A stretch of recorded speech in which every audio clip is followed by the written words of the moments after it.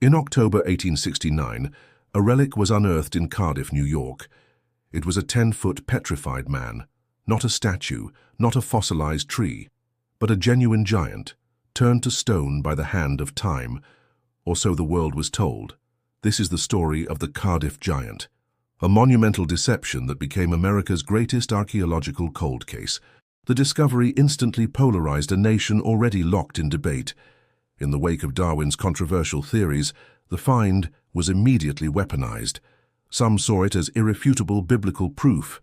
The giants mentioned in Genesis were, in fact, real. Skeptics, naturally, saw only an absurdity.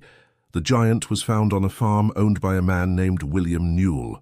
But the true mastermind behind the entire operation was his cousin, George Hull. Hull was a tobacco farmer, a staunch atheist, and a man with a vendetta against fundamentalist preachers who insisted on a literal interpretation of the Bible. His goal was simple: to prove just how easily people can be fooled when their long-held, passionate beliefs are put to the test. Hull's plan was meticulous, methodical, and took over a year to execute. It began in Iowa, where he purchased a 5-ton block of gypsum. Gypsum is a soft, white mineral, far easier to carve and shape than genuine limestone. He then had the massive stone shipped in secret to Chicago. There he hired 2 stone cutters to carve the giant under a strict oath of secrecy. They worked relentlessly, chiseling the stone into the immense figure. Hull then treated the surface with acid to simulate the erosion of countless years of weathering. To complete the deception, steel needles were driven into the soft gypsum. This created tiny pores that would subtly weep when wet, perfectly mimicking the texture of human skin or a very realistic ancient fossil. The finished figure was then shipped to Newell's farm in New York. It was secretly buried, allowed to settle for a year to cement the illusion before the staged discovery finally took place. When it was unearthed, the public rushed to see the relic. The public lines were long, the pockets of the investors deep, but the real experts, the paleontologists and geologists, were not so easily convinced by the spectacle.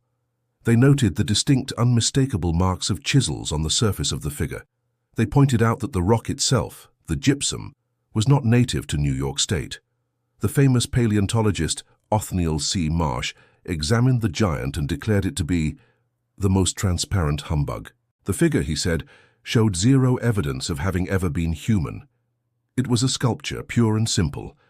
Despite the overwhelming scientific and geological evidence, the faithful continued to cling to the biblical theory. The giant was a global sensation. Tens of thousands of people queued up and willingly paid 50 cents apiece, a considerable sum at the time, to see it with their own eyes. The investors, who bought the giant from Newell for $37,000, were desperate to maintain the illusion and the spectacular profit margin.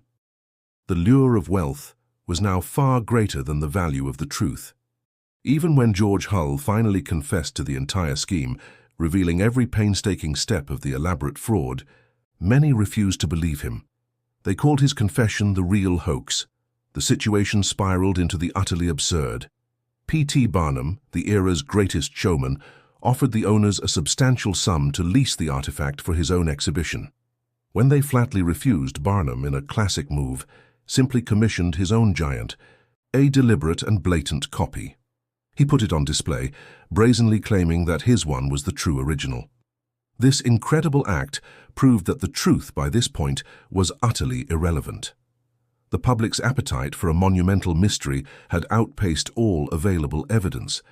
The Cardiff Giant is no longer an archaeological mystery. It is a monument to human skepticism. It teaches us a timeless lesson. The true puzzle was never the giant itself. It was the psychology of the audience, then and now. The willingness to accept an extraordinary claim without demanding extraordinary evidence. A willingness that continues to shape our media and our beliefs today. It reminds us that sometimes the greatest relics are not the artifacts of the past, but the enduring, unchanging truths of human nature. Thank you for joining us on this investigation into the annals of history's greatest riddles. If you crave more evidence-driven analysis, be sure to subscribe.